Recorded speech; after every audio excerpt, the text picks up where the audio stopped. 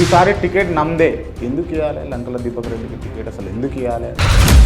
ఓడిపోయినా అని చెప్పి ఇంటికాడ కూర్చోలేదు. నా ఆఫీస్ ఉన్నది. And the only guy in Hyderabad కాన్స్టిట్యున్సీలో పార్టీ ఆఫీస్ పెట్టుకొని ఉన్నది నేను ఒక్కనే.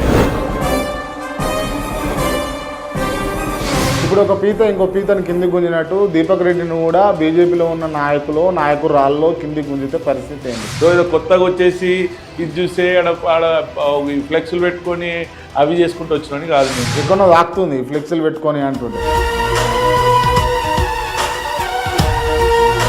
యనమల రేవంత్ రెడ్డి గారు ముఖ్యమంత్రిగా ఉండబట్టి 18 నెలలు గడవస్తుంది.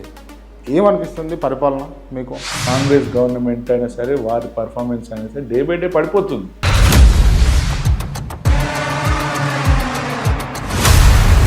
మేము ఏదో అనుకున్నాం కానీ ఇక్కడ ఏం లేదు, అంతా లోటపిట తీసారు. మిమ్మల్ని స్వయంగా రేవంత్ రెడ్డి గారే రండి కాంగ్రెస్ పార్టీలోకి అని చెప్పేసి ఇన్వైట్ చేసిండు అని కూడా నిజమేనా? ఈ కాంగ్రెస్లోకి వచ్చే it will be better for you are